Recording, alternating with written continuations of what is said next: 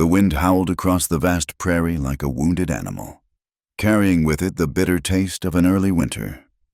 The small town of Cedar Ridge sat perched on the edge of nowhere, where the grasslands stretched endlessly toward mountains that scraped the sky. It was 1878, and in this forgotten corner of the frontier, superstition still held more sway than reason. Eliza Blackwood pulled her worn shawl tighter around her shoulders as she made her way through the muddy streets. At 19, she moved with the careful grace of someone who had learned to make herself small, to slip through crowds unnoticed. Her raven black hair was pinned severely beneath a plain bonnet, but nothing could hide those eyes, one brown as prairie earth, the other green as spring grass. The townsfolk called them witch eyes. She'd been orphaned at 7 when fever took her parents, left to scratch out a living at the edge of town in a cabin that leaned drunkenly against the wind. The church women had tried to take her in at first, but strange things seemed to happen around the girl. Plants she tended grew and others withered. Animals followed her like she spoke their tongue, and those eyes, Lord help them, those unsettling eyes. Devil's child. Mrs. Henderson muttered as Eliza passed the general store. The woman clutched her shopping basket and stepped back, as if the girl's shadow might contaminate her calico dress. Eliza kept walking, her basket of herbs tucked close. She'd learned long ago that defending herself only made things worse. Let them whisper. Let them cross themselves when she passed. They still came knocking at her door in the dead of night when their children burned with fever, when their husbands' wounds festered, when the doctor was too drunk or too far away. The irony wasn't lost on her. By day, she was a pariah. By night, she was their last hope. Martha's baby is better, a voice said softly. Eliza turned to see Sarah Mills, the banker's young wife, standing in the alley between buildings. Dark circles shadowed her eyes. The fever broke last night, just like you said it would. Eliza nodded, glancing around to ensure they weren't being watched. Keep giving him the willow bark tea, 3 times a day. Sarah pressed a small cloth bundle into Eliza's hand. Payment. Always hidden, always denied in daylight.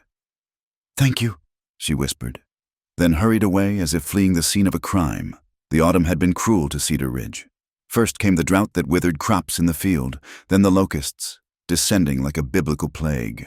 Now, with winter approaching, a fever had taken hold, spreading from house to house with frightening speed. The doctor had fled 2 weeks ago, claiming urgent business back east. Everyone knew he was simply afraid. As Eliza approached her cabin, she noticed the ravens first, 3 of them, perched on her fence posts like dark sentinels.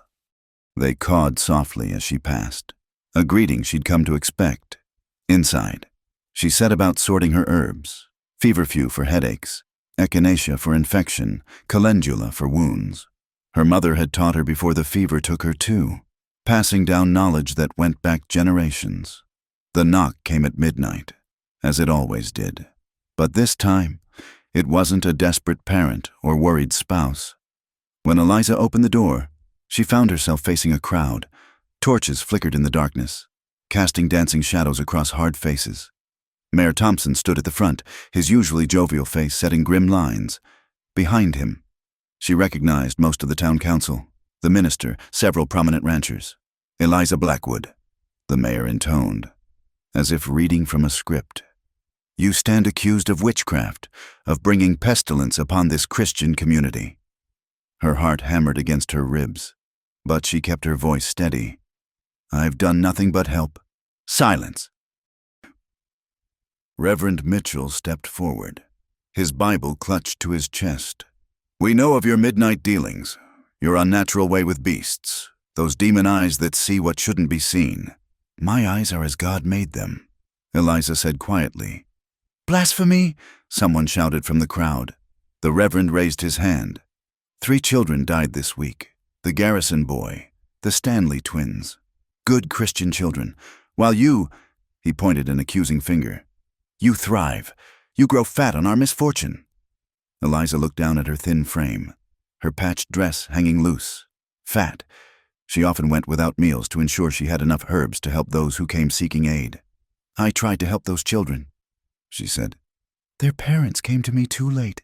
If the doctor hadn't left. The doctor fled your curse. Mrs. Henderson pushed to the front, her face twisted with grief and rage. Just like my husband did. Just like all good Christian men do when faced with your wickedness. Eliza remembered Mr. Henderson remembered the bruises on his wife's arms, the way he'd stumbled home reeking of whiskey and cheap perfume from the saloon. She'd given Mrs. Henderson salve for those bruises more than once. Take her, Mayor Thompson commanded. Rough hands seized her arms. She didn't struggle. What good would it do against so many? They dragged her to the edge of town, where the prairie met the forest. Someone had already driven stakes into the frozen ground, prepared ropes. Please, she said, not begging for herself, but thinking of those who would suffer without her herbs, her knowledge. When the fever comes for your children, we'll trust in the Lord, Reverend Mitchell intoned, not in your dark arts. They bound her to the stakes, her back to the forest, facing the town she'd tried so hard to help. The snow had begun to fall, fat flakes that clung to her eyelashes. The crowd was already dispersing, eager to return to warm homes and clear consciences. You'll freeze before dawn, Mayor Thompson said, almost kindly. It's more merciful than fire. Then they were gone, taking their torches with them, leaving her in darkness. The cold came quickly, seeping through her thin dress, her worn boots. She tested the ropes, but they'd been tied by men who knew their business. In the distance, wolves howled, and she wondered if they would reach her before the cold did. Time lost meaning in the darkness. The snow fell heavier, covering her shoulders, her lap. She'd stopped shivering, a bad sign. She knew. Her thoughts grew sluggish, drifting like smoke. She thought of her mother, of the herbs that would go ungathered, of Sarah Mill's baby who might need her again. Then, through the veil of snow, she saw them, eyes gleaming in the darkness. Not wolf eyes, but human. A figure emerged from the forest shadows, moving with the fluid grace of someone who belonged to the wild places. Dark skin, dark hair woven with feathers, clothes of deer hide and fur. He studied her for a long moment, those keen eyes taking in the ropes, the snow already covering her still form. Then he moved forward, drawing a knife from his belt. The last thing Eliza saw before the darkness claimed her was his face, young, perhaps 20 winters, with sharp cheekbones and eyes that held their own kind of knowing. Not the cruel knowledge of those who had bound her here, but something deeper, older. Then there was only darkness, and the sensation of being lifted, carried away from the stakes that were meant to be her grave. Warmth.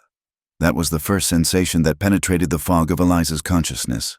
Not the sharp, painful warmth of frostbitten flesh returning to life, but something gentle, enveloping. She floated in it, neither asleep nor fully awake, aware only that she was no longer cold. Slowly, other sensations crept in, the crackle of a fire, the scent of pine smoke and something else, sage, sweetgrass, herbs she recognized but couldn't name, soft fur beneath her cheek, the absence of snow, of wind, of the bitter cold that had been eating her alive. Her eyes fluttered open to flickering shadows on a low ceiling, not wooden planks like she was used to, but stretched hides sewn together with sinew. A shelter, but not like any she'd seen in Cedar Ridge. She tried to sit up, but her body refused, weak as a newborn calf. Still, a voice said, low, careful, speaking English with an accent that rolled the consonants differently. You are not strong. She turned her head. Even that small movement took effort, and saw him, the same young man from the forest, sitting cross-legged by the fire. In the warm light, she could see him more clearly. His hair fell past his shoulders, black as her own but woven with small beads and feathers. His face was angular, weathered by sun and wind despite his youth. He wore a shirt of soft hide decorated with quillwork, leggings, and moccasins that made no sound when he moved. Fear should have come then. She'd heard the stories. After all, everyone in Cedar Ridge had. Stories of savage raids, of white women carried off to fates worse than death. But as she looked at him, all she saw was concentration as he ground something in a small wooden bowl. Herbs, by the smell. "You," she whispered, her voice barely a croak. "You cut me free." He glanced at her, then back to his work. "Yes. Why?" He was quiet for so long she thought he wouldn't answer. Then, "I know what it is to be tied by those who fear what they do not understand." She absorbed this, watching as he mixed the ground herbs with water heated in a clay pot by the fire. His movements were precise, practiced, like hers when she prepared medicines. "My name is—" "I know your name," he interrupted gently. "The town speaks of you, Eliza, the witch woman." She flinched at the word. "I'm not a witch." "No," he agreed, bringing the bowl closer. "You are medicine woman, like my grandmother was, like my mother's sister. I see it in how the plants lean toward you, how the animals know you mean no harm." He held out the bowl. "Drink." She tried to lift her hand but found it wrapped in soft rabbit fur, only her fingers exposed. They were pink and painful looking but whole. He'd saved them from frostbite. Seeing her struggle, he moved closer, supporting her head with one hand while holding the bowl to her lips with the other. The tea was bitter but familiar. Willow bark for pain, elderflower for fever, and something else that tasted of earth and growing things. "What is your name?" she asked when he lowered the bowl. Again, the long pause. "Thomas," he said finally. "In your tongue, Thomas, but I am called he who walks apart." "Why?" His dark eyes met hers. "Why do they call you witch?" Understanding passed between them, wordless but complete. Over the following days, Eliza drifted in and out of consciousness as her body fought to recover. Thomas, she couldn't bring herself to use his Cheyenne name. It felt too intimate somehow, tended her with infinite patience. He fed her broth when she could manage it, changed the poultices on her frostbitten skin, kept the fire burning steady. The shelter was small but efficiently arranged, furs and blankets for sleeping, parfleches decorated with geometric designs holding supplies, weapons hung carefully on wooden frames. Everything had its place. Everything served a purpose. It reminded her of her own cabin, her carefully organized herbs. On the fourth day, she woke clear-headed for the first time. Thomas was working on something, his back to her, hands moving in repetitive motions. "You're making medicine," she said. He looked over his shoulder, and she caught what might have been surprise on his usually composed face. "Your eyes are sharp. I know the motions." She tried to sit up, managed it this time, though her head spun. "What are you preparing?" He held up a bundle of dried leaves. "For the lung sickness. Winter brings it to the old ones, the small ones." "Mullein," she identified, with colt's foot. Now he did look surprised. "You know our medicines?" "Plants don't care what language you speak," she said. "My mother taught me some, said she learned from—" She trailed off, remembering. "From an Indian woman who helped birth me. Said I came into the world backward, feet first, and this woman knew how to turn babies." Thomas was studying her with those intense dark eyes. "What was this woman's name?" "Singing Crow. I think my mother said she had the kindest hands." Something shifted in his expression. "She was my father's mother." The weight of this connection settled between them. In a frontier where their peoples were so often at war, here was this small thread linking them across years and prejudice. "Small world," Eliza whispered. "Or perhaps the spirits mean for paths to cross." Thomas replied. As she grew stronger, they developed a careful rhythm. He would leave at dawn to check his trap lines, returning with rabbits or sometimes a deer. She would tend the fire, organize his medicines with her own knowledge, prepare whatever food he brought. They spoke little at first, both accustomed to solitude, but the silence was comfortable rather than strained. She learned he'd built this shelter deep in the forest, far from both the town and his own people. When she finally asked why, he was skinning a rabbit, his knife moving in precise strokes. "I see things," he said quietly, "things that will come. sometimes in dreams, sometimes in waking. My people say it is a gift, but he shrugged. When I was young, I told the war chief his son would fall from his horse and break his neck. I thought warning would help. Instead, when it happened as I saw, they blamed me for causing it. Eliza understood too well. People fear what they can't explain. The medicine men said I had too much power for one so young, said I disturbed the balance. So I left. He looked up from his work. It is better alone. Is it? She asked softly. He didn't answer, but that night when they ate, he sat closer to the fire, closer to her. The first time she ventured outside the shelter.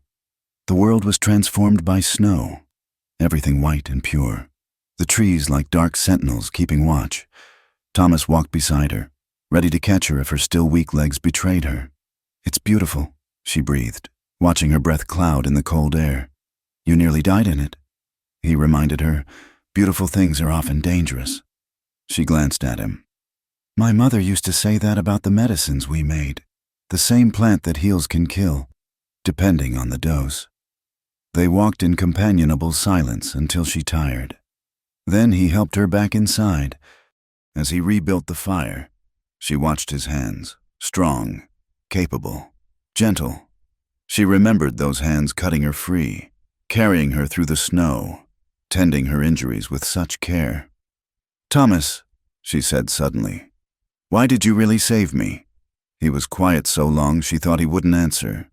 Then, 3 nights before, I dreamed of a black-haired woman tied in the snow. In the dream, I had a choice, leave her to her fate or change both our paths forever. He looked at her across the fire. I am tired of being alone. The honesty of it struck her like a physical blow. She'd been alone so long she'd forgotten what it felt like to be seen, truly seen, by another person. I'm glad you chose to change our paths, she whispered. That night, the wind howled outside their shelter like a living thing, but inside was warm and safe. For the first time since her parents died, Eliza fell asleep without fear of what tomorrow might bring. She woke once in the darkness to find Thomas sitting up, staring at the dying embers of the fire. Without thinking, she reached out and touched his hand. He startled, then slowly, carefully, turned his palm up to meet hers. They sat like that until dawn, hands barely touching, saying nothing and everything in the silence between them. The winter deepened, wrapping the forest in layers of snow and silence. Inside the shelter, life took on a rhythm as natural as breathing. Thomas would rise before dawn, adding wood to the fire with movement so quiet Eliza often didn't wake. She'd find him gone, his bow and quiver missing from their place, tracks leading into the white wilderness. While he hunted, she transformed their small space into something more like a home. She organized the herbs they'd both gathered, teaching herself the Cheyenne names he used by matching them to the plants she knew. She mended tears in the hide walls with sinew and bone needles, patched his worn moccasins, prepared the simple meals that sustained them. It was during these quiet mornings alone that she began to understand the depth of her feelings.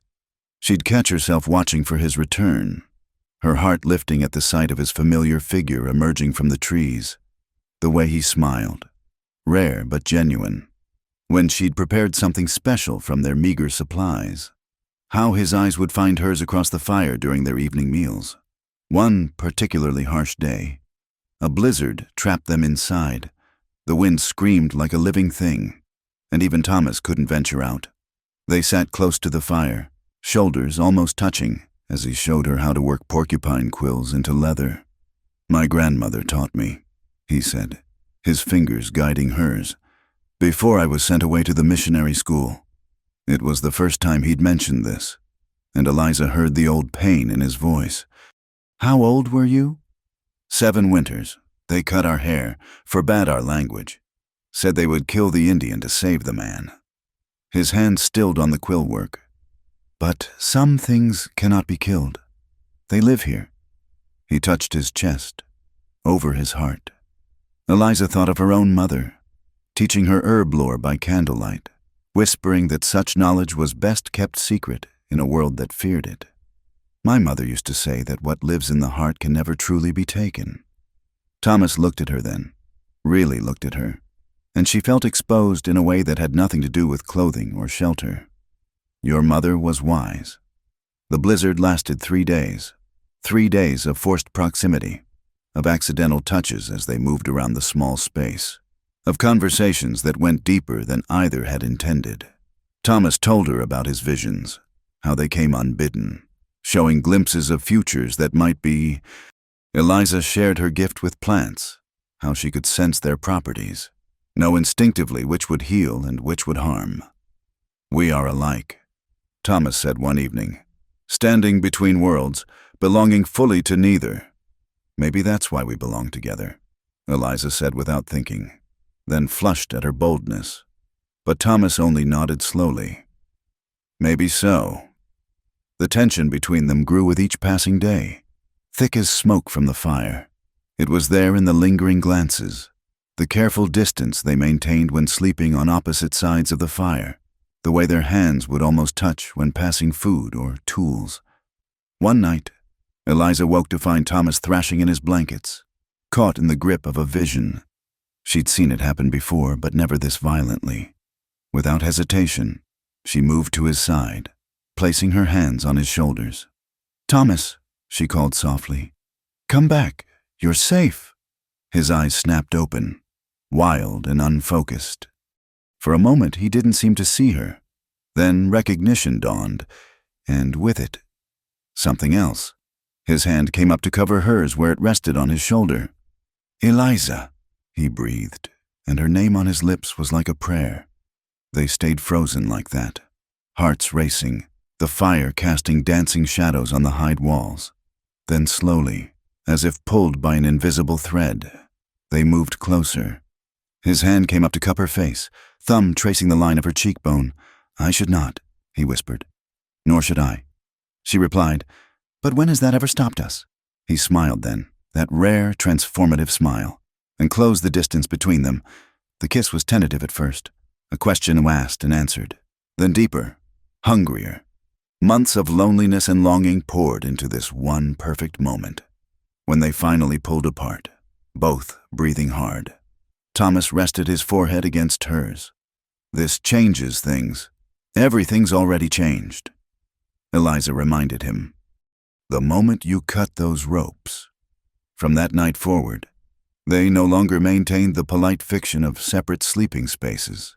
They shared warmth and blankets, fitting together like two pieces of a puzzle neither had known was incomplete. There was an innocence to it, holding each other against the cold, learning the rhythm of each other's breathing, the simple intimacy of skin against skin. But passion simmered beneath the surface, growing stronger with each passing day. It was there when Thomas taught her to shoot his bow, standing behind her to adjust her stance, his breath warm on her neck, when Eliza tended a cut on his hand, her fingers lingering longer than necessary, when they bathed in the stream during a brief warm spell, carefully averting their eyes but achingly aware of each other. One night, as the full moon cast silver light through the smoke hole above, Eliza turned in Thomas's arms to face him. "I've never," she began, then stopped, suddenly shy. "Nor have I," he admitted. "The missionaries, they taught that such things were sin outside their blessing. My people have different ways, but I left before learning them fully." She traced patterns on his chest, feeling his heart beat faster under her touch. "Maybe we can learn together." What followed was clumsy and sweet and perfect in its imperfection.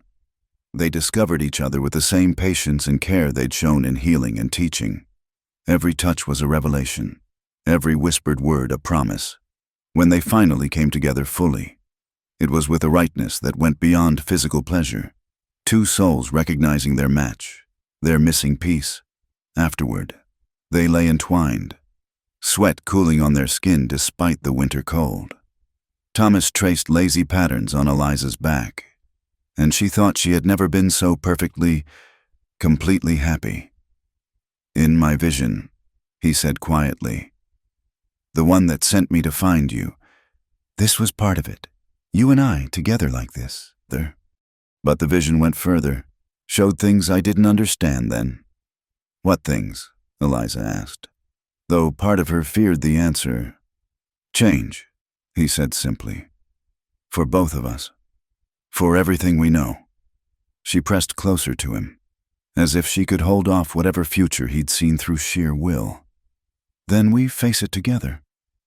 Together, he agreed, and sealed it with a kiss.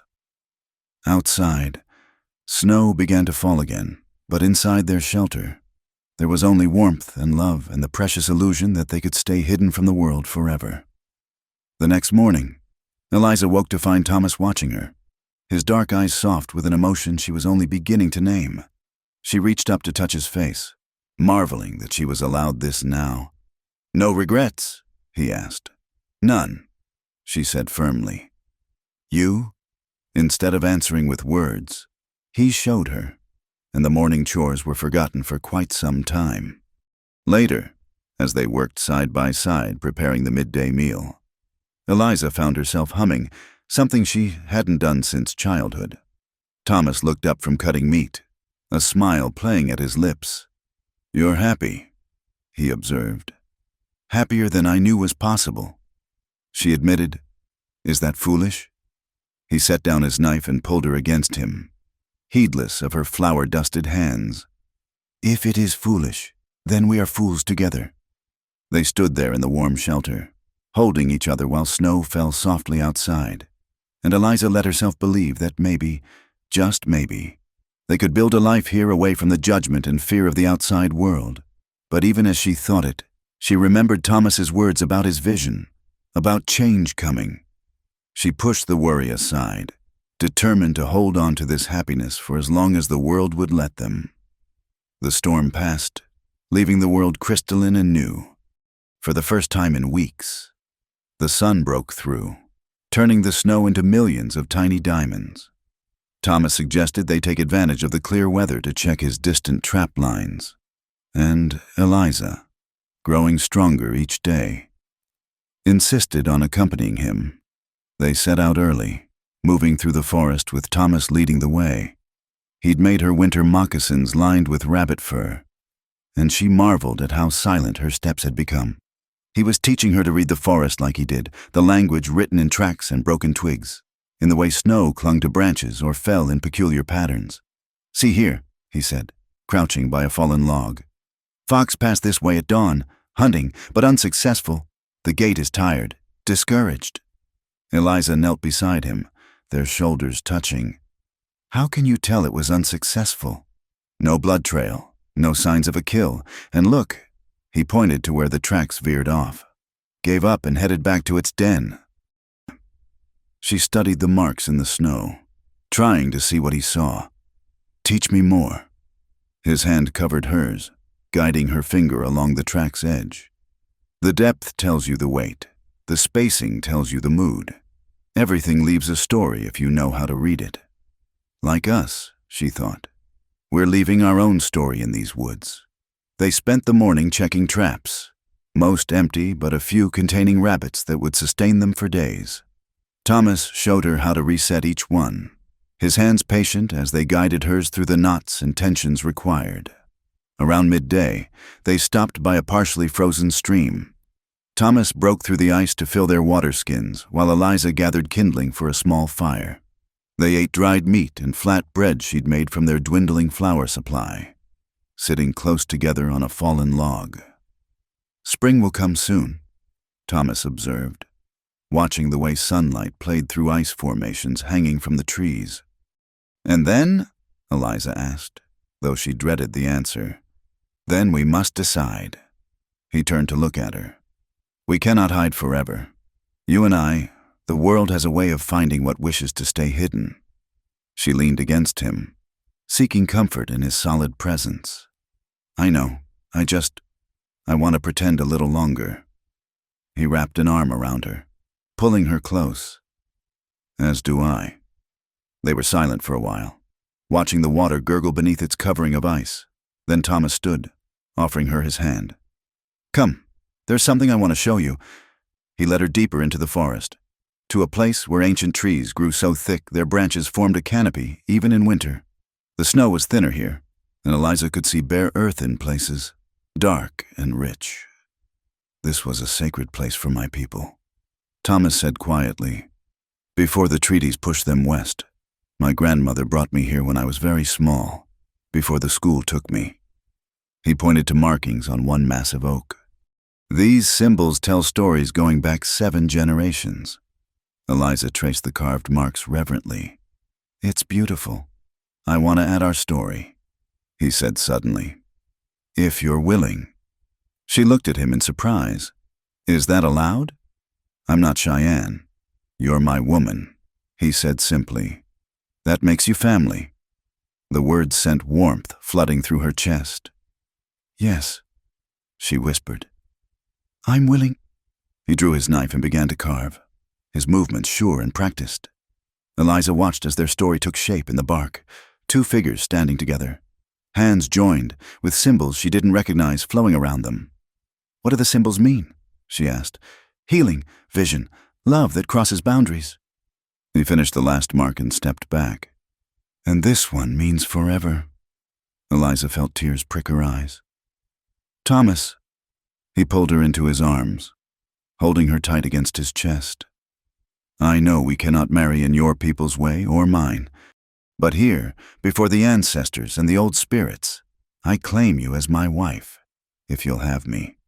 Yes, she said, not caring that tears were flowing freely now. Yes, I'll have you forever. They sealed their informal union there beneath the ancient trees, with only the forest as witness.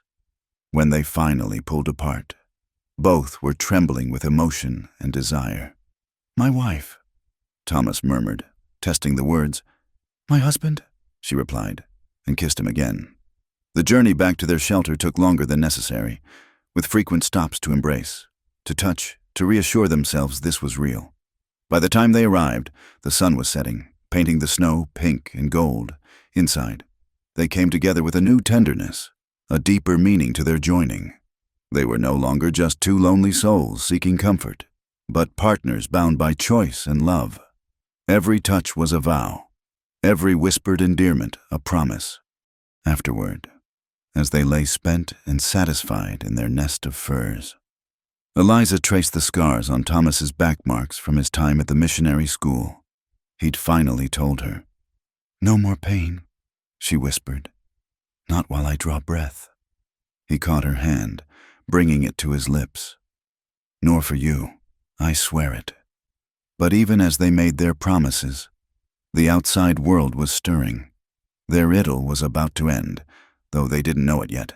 The first sign came 3 days later. Thomas returned from hunting with a frown creasing his brow. Horses passed near the eastern ridge, shod horses, white men's mounts. Eliza's blood ran cold. How close? 2 miles, maybe less. They're not tracking us. The trail was wandering, unfocused, but still. Too close, she finished. That night, Thomas was restless, tossing in his sleep. Eliza held him through it, but she could feel the tension in his body, the way his muscles twitched with suppressed visions. In the morning, he was quiet, withdrawn.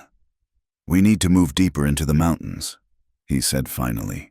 I know a place, caves my people used for ceremonies. We'd be safe there. Eliza nodded, though her heart sank at the thought of leaving this shelter that had become their first home. When? Soon. After the next storm passes. It will cover our tracks. They began preparing, gathering supplies they could carry, organizing medicines and tools. The work was somber, weighted with the knowledge that their perfect winter was ending. That night, as if sensing the coming change, they loved each other with desperate passion. Thomas mapped every inch of Eliza's body with hands and lips. As if memorizing her, she returned the favor, pouring all her love and fear and need into each caress. Whatever comes, she gasped as they moved together. I won't regret this, not a moment of it. My heart, Thomas groaned, his control finally breaking. My life, my everything. They clung to each other as pleasure crashed over them. Two souls made one in defiance of a world that would tear them apart. Later, as dawn painted the sky gray through the smoke hole, Eliza watched Thomas sleep. His face was peaceful, younger looking without the perpetual watchfulness he wore when awake. She memorized every line, every angle, storing the image away like a talisman against whatever darkness might come. "I love you," she whispered. The first time she'd said the words aloud. His eyes opened, immediately alert, then softened as he focused on her. "And I love you," he replied. "More than my life, more than my soul. You are everything." They held each other as the sun rose, neither speaking of the fear that gnawed at them, but it was there in the desperate grip of their hands, in the way they breathed each other in as if trying to merge their very souls. The storm Thomas predicted would come, and with it, change. But for now, in this moment, they had each other. It would have to be enough.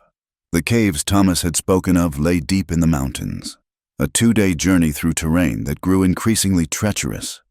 They left the shelter before dawn, carrying what they could on their backs and a travois Thomas had fashioned. Eliza looked back once at the place that had been their sanctuary, memorizing its peaceful lines before the forest swallowed it from view. The first day passed without incident. Thomas led them along paths invisible to Eliza's eyes, through stands of pine so thick the snow barely penetrated. They stopped only when necessary, both driven by an unspoken urgency to put distance between themselves and civilization. That night they sheltered beneath an overhang of rock. No fire for fear of detection. They pressed close for warmth, sharing dried meat and the last of their flat bread. Thomas was tense, his eyes constantly scanning the darkness beyond their meager shelter. "What do you see?" Eliza asked, knowing he was experiencing more than the physical world around them. "Shadows," he murmured. "Possibilities. The paths are tangled, unclear." He pulled her closer.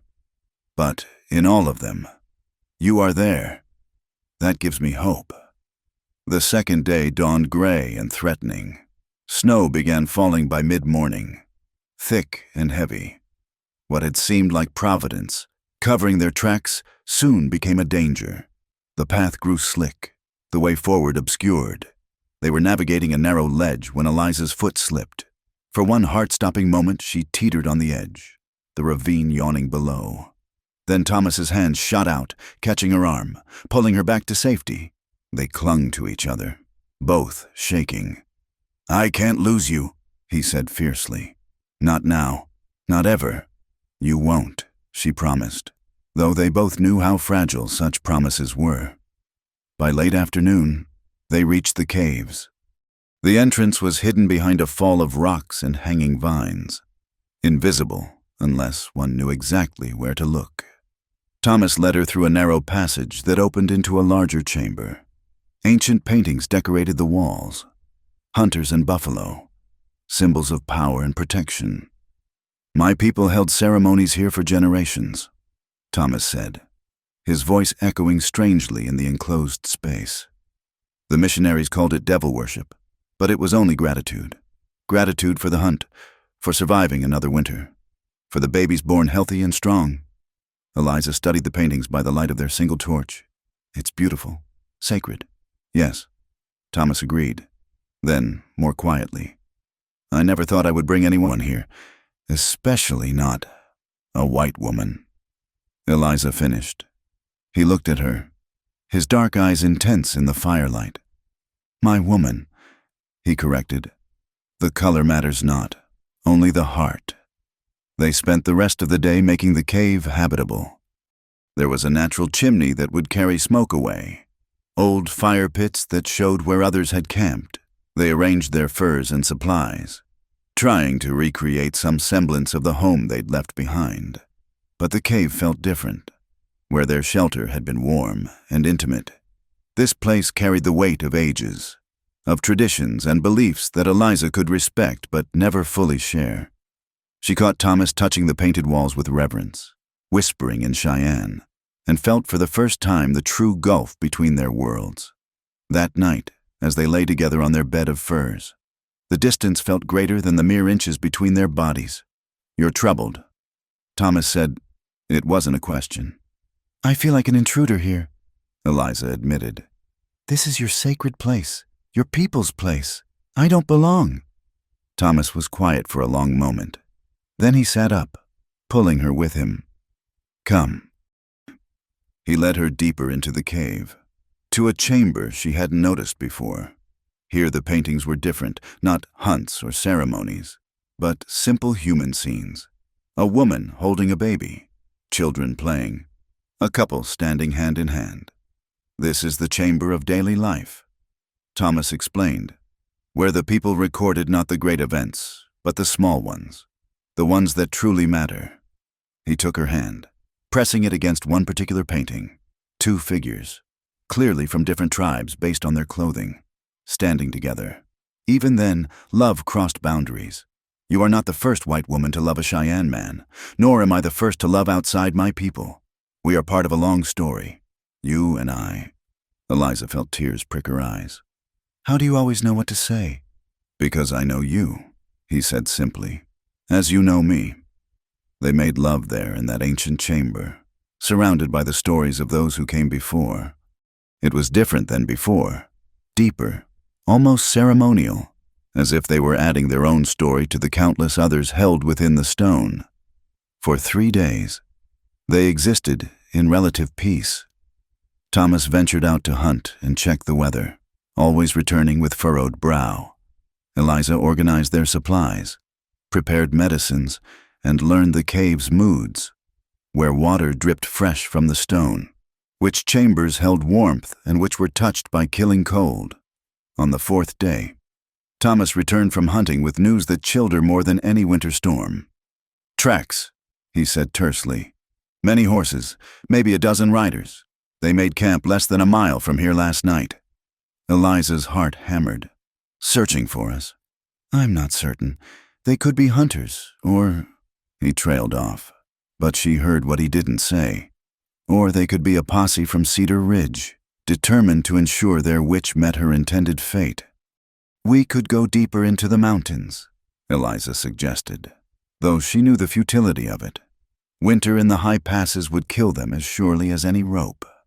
"The paths are blocked by snow," Thomas confirmed. "And my visions." He rubbed his temples, a gesture she'd come to recognize as meaning the spirits were speaking loudly. "They show convergence. No matter which way we turn, the paths lead to confrontation." That night, they held each other with desperate intensity. Neither slept, both listening for sounds that didn't belong. Horses' hooves, men's voices, the distinctive click of rifles being readied. Morning came without incident, but the reprieve felt temporary. Thomas was stringing his bow, checking each arrow with meticulous care. When they heard it, a horse's whinny. Too close. "Stay inside," Thomas commanded, his warrior's face replacing the gentle man she knew. "No matter what you hear." "Thomas, no!" He silenced her with a fierce kiss. "I will not let them take you, not while I breathe." Then he was gone, melting into the gray morning like smoke. Eliza waited, every nerve screaming. She heard voices, too distant to make out words, then silence, terrible in its completeness. Unable to stand it, she crept to the cave entrance. Thomas stood in the small clearing before the cave, arrow nocked but not drawn. Facing him were 8 men on horseback, their faces grim with purpose. She recognized several from Cedar Ridge, including Samuel Morrison, the mayor's son, who'd always looked at her with a mixture of desire and disgust. "Stand aside, Indian," Morrison commanded. "We've come for the witch. This needn't concern you." "The woman is my wife," Thomas said calmly. "She goes nowhere without me." Morrison spat tobacco juice into the snow. "Your wife. A white woman wouldn't willingly take up with a savage. She's bewitched you too, I reckon." "Or maybe," Thomas replied, "she simply recognized a better man than any your town could offer." The insult hung in the cold air.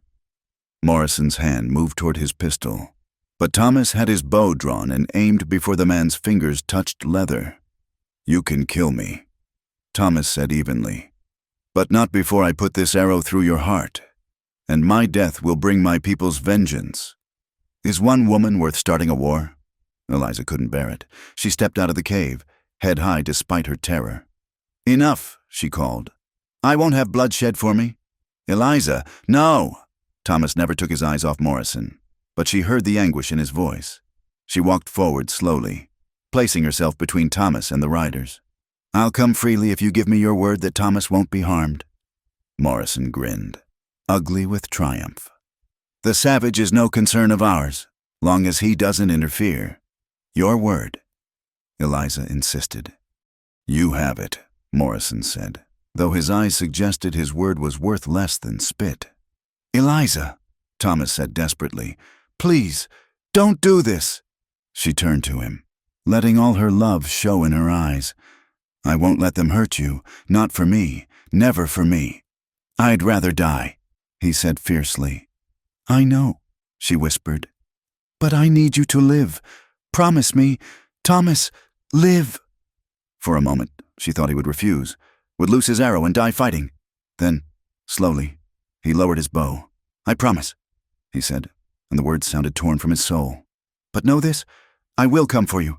No matter where they take you, I will find you. I know, she said again. Then, before her courage could fail, she walked to Morrison's horse. They bound her hands, unnecessary but cruel. As they led her away, she looked back once. Thomas stood like a statue, his face carved from stone, but his eyes burned with a fury that promised this was far from over. The last thing she saw before the forest swallowed them was Thomas raising his bow toward the sky, loosing an arrow that arced high and true, a declaration. A promise, a declaration of war. Then there was only the crunch of snow under hooves and the certainty that she was riding toward her doom. But Thomas lived. For now. That was all that mattered. The ride back to Cedar Ridge was a blur of cold and misery. Eliza's hands, bound before her, lost feeling within the first hour. Morrison and his men spoke around her as if she weren't there. Crude jokes and speculation about what would happen when they reached town. She kept her eyes forward, her mind with Thomas, drawing strength from the memory of his promise. They stopped only once, to water the horses at a half-frozen stream. One of the younger men, barely out of boyhood, offered her water from his canteen. Morrison knocked it from his hand.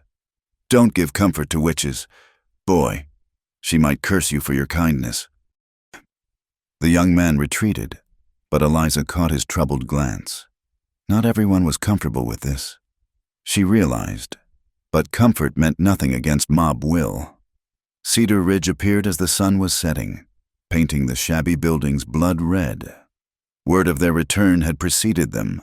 People lined the streets, some curious, others openly hostile. She saw Mrs. Henderson clutching her shawl, eyes bright with vindictive satisfaction. The Reverend stood on the church steps, Bible in hand, lips moving in what might have been prayer or condemnation. They didn't take her to the jail. That would have been too official, too proper. Instead, they locked her in the old stable behind the saloon, the same one where they'd held her before. It reeked of horse and hay and spilled whiskey, but at least it was shelter from the wind. The town council will convene tomorrow, Morrison informed her through the barred door, to decide your fate proper-like. Though I reckon we all know how that vote will go. After they left, Eliza sank onto the moldy straw, finally allowing herself to feel the terror she'd held at bay. Tomorrow they would vote, and then she'd heard of witch burnings back east, though hanging was more common here. Either way, dead was dead. But Thomas had promised. She held on to that like a lifeline. Night fell, bringing with it bitter cold. The stable offered little protection, and without her heavy cloak, lost somewhere in the capture, she shivered uncontrollably. She'd survived freezing once before, but that time she'd had Thomas to save her.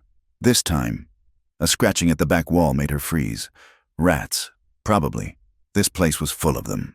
But the scratching came again. Deliberate, patterned, like a signal. Miss Eliza? A voice whispered through a crack in the boards. Young, female, familiar. Sarah? Eliza crawled closer to the wall. Sarah Mills? Shh, the banker's wife hissed. "They're watching the front, but not back here. I brought some things." A bundle pushed through a gap in the boards. Eliza unwrapped it with shaking fingers. Bread, dried meat, a small flask of water, and at the bottom, a knife. "Sarah, I can't. My baby would have died without you." Sarah interrupted. "And Margaret's boy, and the Olsen twins. Half the children in this town owe their lives to your herbs and knowledge. This madness, it's wrong, all of it." Eliza felt tears sting her eyes.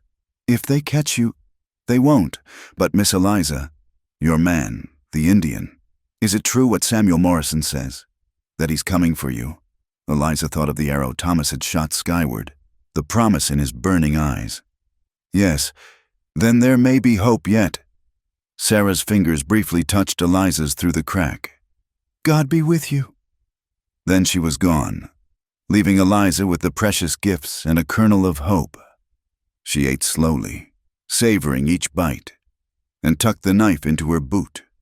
It wasn't much against a mob, but it was something. The night crawled by. Eliza dozed fitfully, starting awake at every sound. Near dawn, she heard horses approaching, many horses, moving with purpose. Her heart leaped. Thomas? But the voices that rang out were speaking English. Not Cheyenne, the town militia, Morrison's voice carrying over the others as he posted guards. They were expecting an attack. She realized, good, let them fear. Morning brought a mock trial that was over before it began. They dragged her to the town hall, where the council sat in judgment. Reverend Mitchell read charges that grew more absurd with each word, consorting with devils, bringing pestilence, corrupting Christian souls. "How do you plead?" Mayor Thompson asked, though his dead eyes suggested her plea mattered not at all. Eliza stood straight, drawing on inner strength she didn't know she possessed. "I plead innocent of witchcraft, for there is no such thing. I plead guilty of healing the sick when your doctor fled, of showing kindness to those who showed me none, of finding love with a man whose heart is truer than any in this room. If these be crimes, then yes, I am guilty." "Blasphemy!" someone shouted. "She admits to lying with a savage." "Better a savage than a coward." Eliza shot back. "At least he doesn't hide behind false righteousness to justify murder." The vote was unanimous. Death by burning, to be carried out at sunset. They painted it as mercy, giving her the day to make peace with God. Back in the stable, Eliza sat in meditation. Not prayer exactly, but something Thomas had taught her. A centering, a gathering of strength. She thought of the sacred cave, the ancient paintings, the peace she'd found in his arms.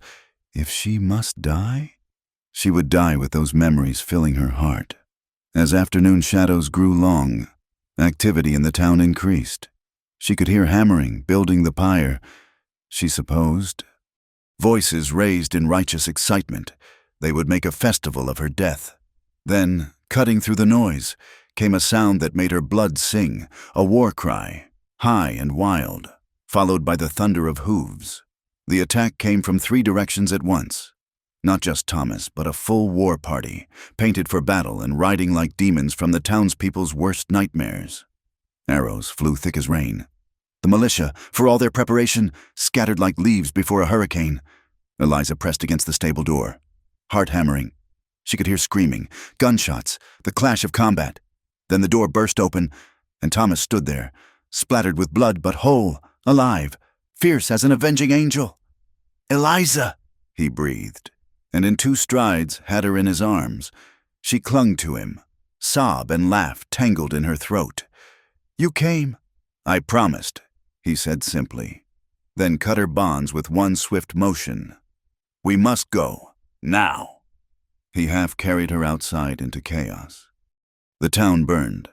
Not all of it, but strategic fires that created confusion and cover. Warriors on horseback circled, keeping the townspeople pinned down. One rider approached, leading extra horses. "Quickly!" the warrior shouted, and Eliza recognized him. Thomas's cousin, who'd spoken against him at the tribal council. Yet here he was, risking everything. Thomas lifted her onto a horse, vaulted up behind her. "Ride," he commanded, and they flew. Behind them, Cedar Ridge burned and raged, but Eliza didn't look back. She pressed against Thomas, felt his heart beating strong against her back, and knew she was finally, truly free. They rode through the night, changing horses at hidden points, the war party gradually peeling off in different directions to confuse pursuit. By dawn, only Thomas, his cousin White Eagle, and 2 other warriors remained with them. The council voted. White Eagle told Thomas as they watered horses at a stream, "You are still banished, but your woman is welcome among us as family. The elders say any who would burn healers are enemies to all people." Thomas gripped his cousin's shoulder in wordless gratitude. They reached the Cheyenne camp as the sun climbed high. It was smaller than Eliza had imagined, evidence of the treaties and wars that had diminished the proud people. But the welcome was warm, especially from the women who had heard of her healing skills. An elderly woman with wise eyes approached, studying Eliza intently. Then she smiled, spoke rapidly in Cheyenne to Thomas. "What did she say?" Eliza asked. Thomas's eyes were suspiciously bright. "She says you have the healer's light around you, just as my grandmother did. She asks if you will teach our young women your plant knowledge, as they will teach you ours." Eliza felt tears spill down her cheeks. "Yes, oh, yes." That night, the camp held a feast in their honor. Eliza sat beside Thomas, wearing a doeskin dress the women had gifted her, feeling more at home than she ever had in Cedar Ridge. When the dancing began, Thomas pulled her aside. "There's something I must tell you," he said quietly. "The attack on the town, there will be consequences. The army will come. My people will have to move again, farther west, perhaps north to Canada." "Then I go too," Eliza said without hesitation. "It will be hard, dangerous. You'll be leaving everything?" She silenced him with a kiss. "I'm leaving nothing. Everything I need is right here." He held her close, and she felt him trembling. "I thought I'd lost you." "Never," she promised. "Not in this life or the next." They stood together under the vast prairie sky. 2 souls who had found each other against all odds. Tomorrow would bring challenges, pursuit, hardship, an uncertain future. But tonight, they were together, they were free, and they were home. The drums echoed across the plains, a sound both ancient and eternal. And somewhere in the darkness, a wolf howled, not a lament, but a celebration. Love had conquered fear, and for now, that was enough. The Cheyenne camp moved with practiced efficiency, decades of displacement having taught them to leave quickly and quietly. Eliza marveled at how swiftly the teepees came down, transformed into travois that horses pulled across the prairie. She worked alongside the women, learning their rhythms, their songs, their quiet strength. Yellowbird, the elderly woman who had welcomed her, became her teacher and guide. Despite the language barrier, Eliza's Cheyenne was still rudimentary. They communicated through gestures, shared work, and the universal language of healing. Yellowbird's grandson, a boy of perhaps 10 winters, served as translator when needed. "She says your hands know the plants," the boy explained one evening as they prepared medicines together. "But your spirit must learn to hear them sing." It had been 2 weeks since the rescue, 2 weeks of constant movement north and west, away from pursuit. Scouts reported army patrols behind them, but always days away, always confused by false trails and misdirection. Thomas rode with the warriors, protecting the flanks, but each night he returned to their teepee, exhausted but whole. One evening, as spring rain pattered against buffalo hide, Thomas lay with his head in Eliza's lap while she worked knots from his warrior braids. "White Eagle says we'll reach the Powder River country soon," he murmured. "There are other bands there, stronger together than apart." "And then?" Eliza asked, though she knew the answer. There was no true safety anymore, not for the Cheyenne, not for those who cast their lot with them. "Then we keep moving, north maybe, to Canada, or west to the mountains, wherever the army cannot follow." He caught her hand, kissing her palm. "I'm sorry. This isn't the life I wanted to give you. This is the life I chose." she corrected firmly. With you, the rest doesn't matter. But it did matter, in ways both profound and daily. Eliza struggled with the language, with customs she didn't fully understand, with the constant awareness that she was different. Not unwelcome. The people had accepted her with surprising warmth, but different nonetheless. The first test came when Little Dove, a young mother, went into labor during a storm. The baby was turned wrong, and the midwives were worried. Yellowbird looked at Eliza meaningfully. "I've never delivered a baby," Eliza confessed to Thomas. Fear thick in her throat. "But you know healing," he said. "Trust what you know." With shaking hands, Eliza examined Little Dove. The baby was indeed breech, but she remembered something. Singing Crow, Thomas's grandmother, had known how to turn babies. Her mother had spoken of it with awe. Could that knowledge have passed somehow to her? She closed her eyes. Let instinct guide her hands. Gentle pressure here, support there, working with the contractions rather than against them. Little Dove cried out, but didn't pull away. Then, miraculously, she felt the baby shift, turn, align properly. An hour later, Little Dove held a healthy son. The women looked at Eliza with new respect, and Yellowbird nodded approvingly. "She says Singing Crow's spirit guides you." The boy translator told her, "You are truly meant to be here." That night, Thomas held her as she wept, tears of relief, of joy, of finding her place in unexpected ways. But peace was fleeting. A week later, the scouts brought dire news. A large army force was moving to cut off their path to the Powder River. They would have to fight or find another way. The council met long into the night. Eliza wasn't permitted to attend. Women rarely were. But Thomas told her what was decided. They would split up. The main band would create a diversion, draw the army east. A smaller group, including families with young children and elders, would slip north through a treacherous but less-known pass. "We go with the smaller group." Thomas said, "Yellowbird specifically asked for you. She says the children will need healing on such a hard journey." The parting was heart-wrenching. Warriors embraced their families, not knowing if they'd meet again. White Eagle gripped Thomas's shoulders. "Protect them, cousin," he said. "We'll find you when we can." The smaller group, maybe 30 people in all, moved like ghosts through the difficult terrain. The pass Thomas had spoken of was barely more than a game trail, winding through steep ravines and thick forest. They traveled mostly at night, resting during the day under careful concealment. Eliza had never worked harder in her life. By day, she helped the women keep children quiet and fed. By night, she walked alongside the travois carrying elders, ready to help if someone faltered. Her herb stores dwindled as she treated cuts, coughs, the inevitable injuries of such hard travel. On the fourth night, disaster nearly struck.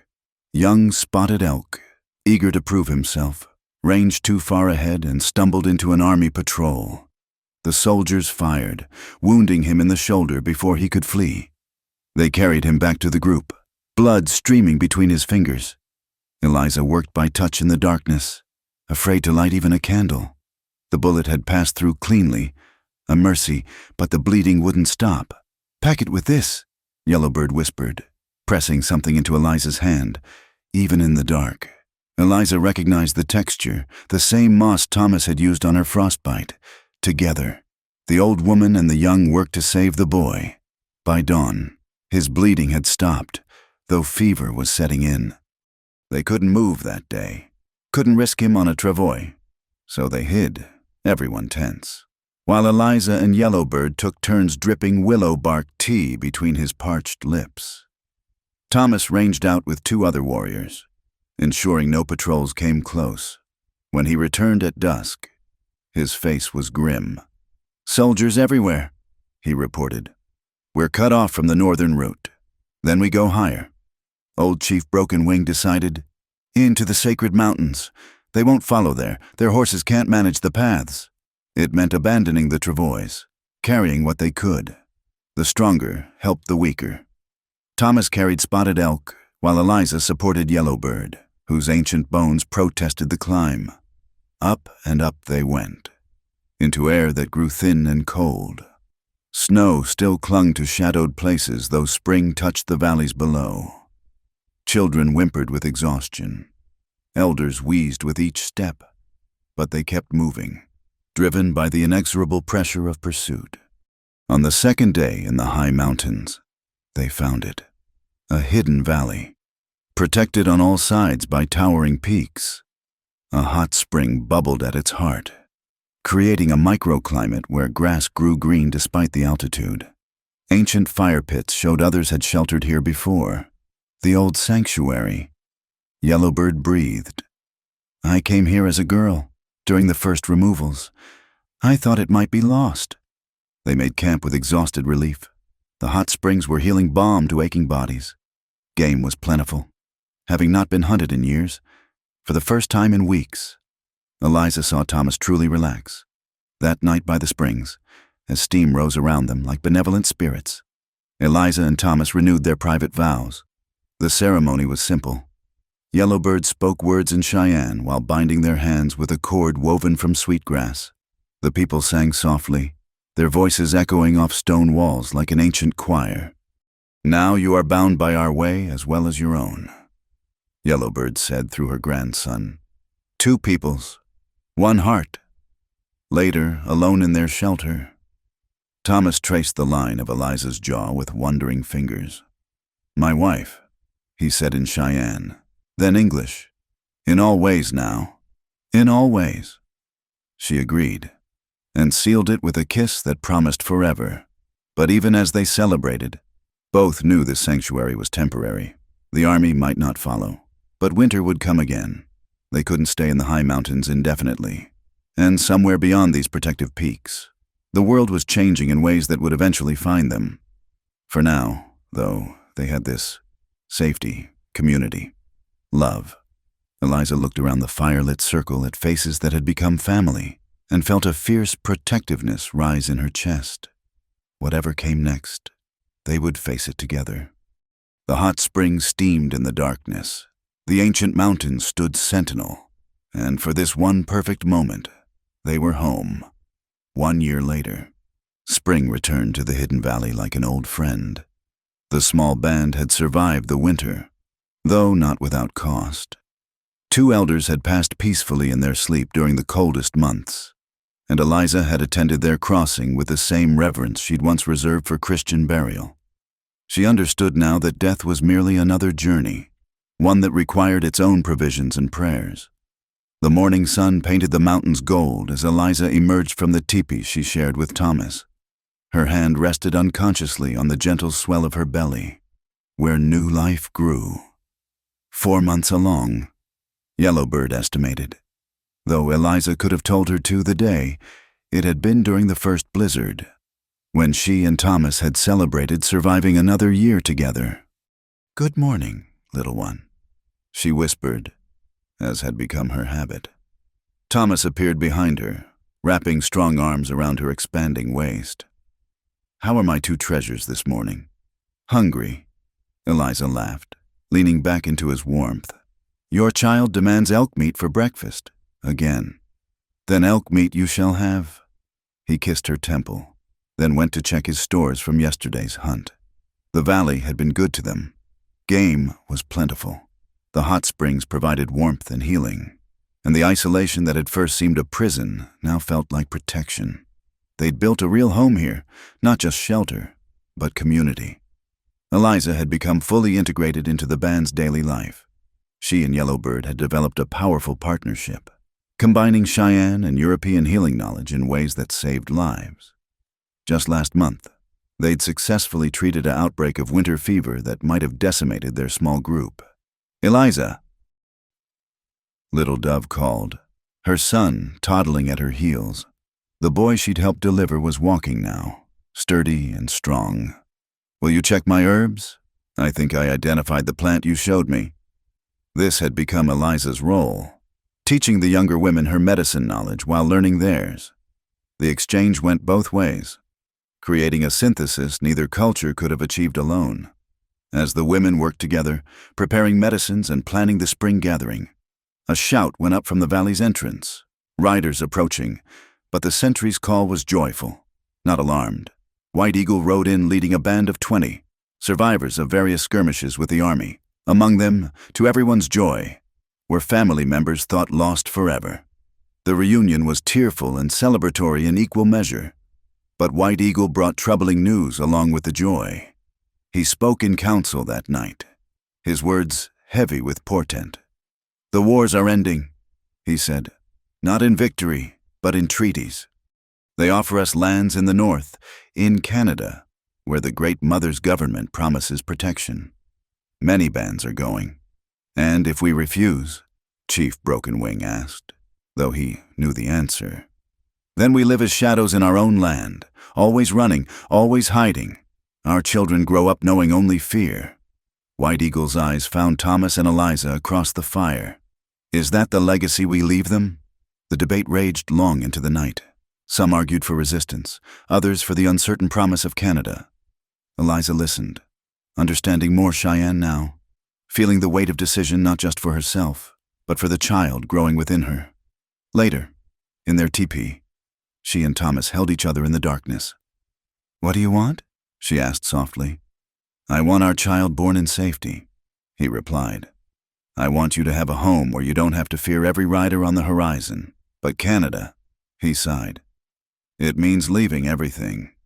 The sacred places, the bones of our ancestors, the very earth that made us. We've already left so much," Eliza reminded him. "Cedar Ridge, the cabin in the forest, your first home with your people. Perhaps home isn't a place anymore. Perhaps it's just us." He was quiet for a long moment, then pulled her closer. "When did you become so wise?" "When I fell in love with a visionary who sees beyond tomorrow," she replied. 2 days later, a miracle occurred. A white man rode into the valley under a flag of truce, alone, unarmed, clearly terrified, but determined. Eliza recognized him with a shock. Dr. Marcus Sullivan, the young physician who'd replaced Cedar Ridge's fled doctor.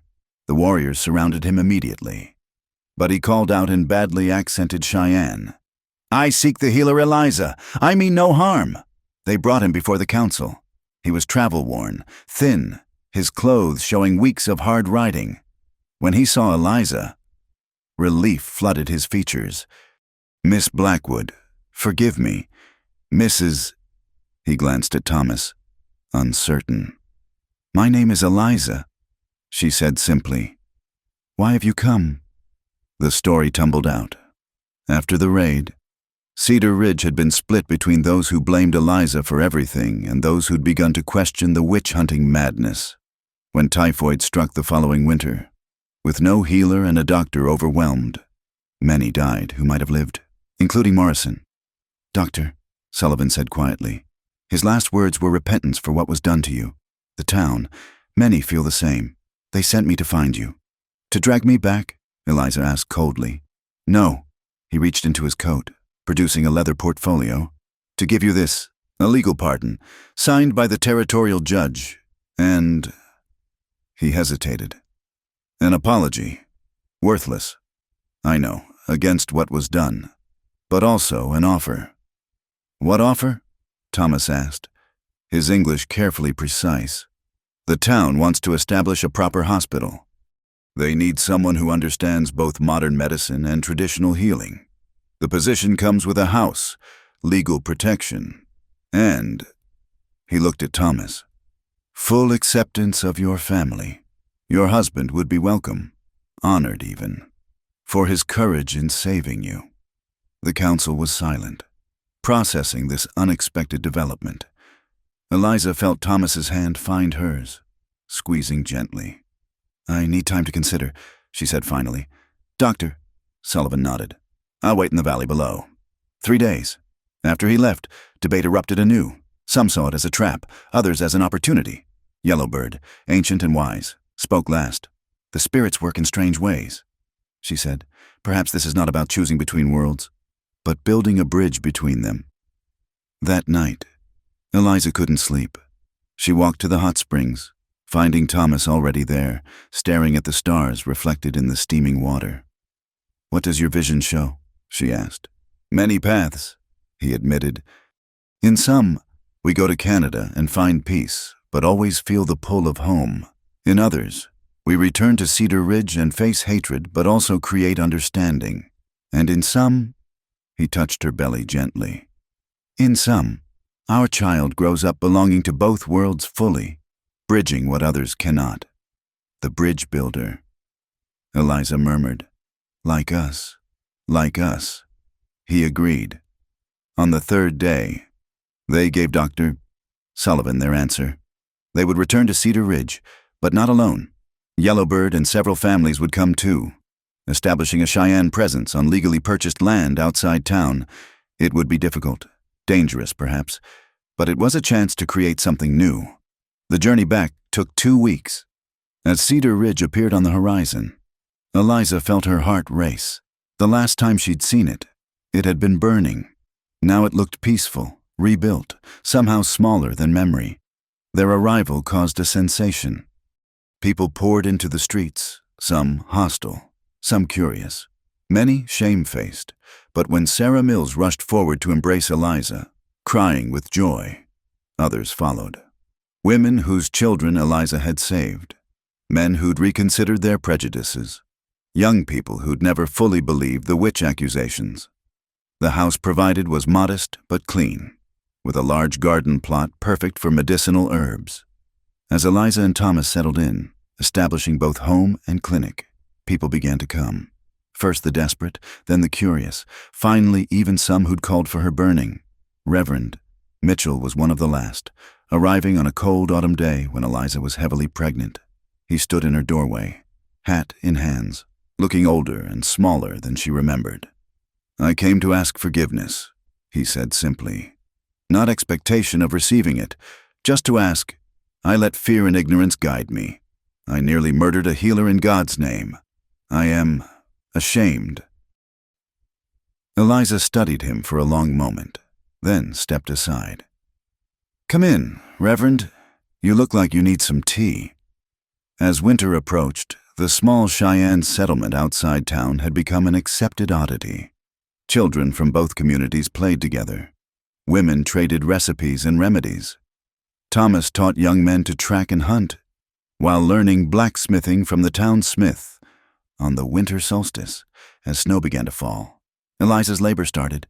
Yellowbird attended her, along with Dr. Sullivan and Sarah Mills. Thomas paced outside like every expectant father since time began, White Eagle keeping him company. The birth was long but uncomplicated.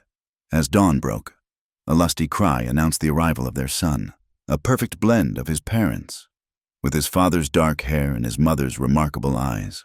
"What will you name him?" Yellowbird asked, cleaning the squalling infant. Eliza looked at Thomas, seeing her own thoughts reflected in his eyes. "Samuel," she said. "Samuel Thomas Blackwood Walker, for my father and his." Then, "In Cheyenne." "And his sacred name?" "Bridge Builder," Thomas said firmly, "for that is what he is born to be." As Eliza nursed their son for the first time, she looked around the room at the unlikely gathering, Cheyenne and white, traditional and modern, all united in welcoming new life. Outside, she could hear both church bells and ceremonial drums, marking the day in their own ways. "Look what we built," she murmured to Thomas. "From all that pain and fear." "From love," he corrected, kissing her forehead. "We built it from love." And as the sun rose over Cedar Ridge, painting the snow-covered prairie gold, it seemed the whole world was new and full of possibility. They had traveled so far through darkness and light to arrive at this moment. Not an ending, but a beginning. A bridge between worlds, built one choice at a time, one healing at a time, one love at a time. In the years to come, their son would indeed grow to be a bridge builder, helping to forge understanding between peoples. But that is another story, for another time. This story ends as it began, with two people who should never have met, finding in each other the home they'd always sought. And that, perhaps, is the greatest bridge of all. Thank you, dear listeners, for joining us around the campfire tonight for this tale of love, courage, and redemption in the Old West. If you're listening to this story, we'd love to know where in the world you're tuning in from. Drop a comment below and let's connect across the miles, just like Eliza and Thomas connected across cultures. Don't forget to subscribe to Wild West Campfire for more stories of the American frontier. And please share your thoughts about tonight's tale. Did it touch your heart? What would you have done in their place? Until next time, partners, keep your fires burning bright and your hearts open to love's possibilities.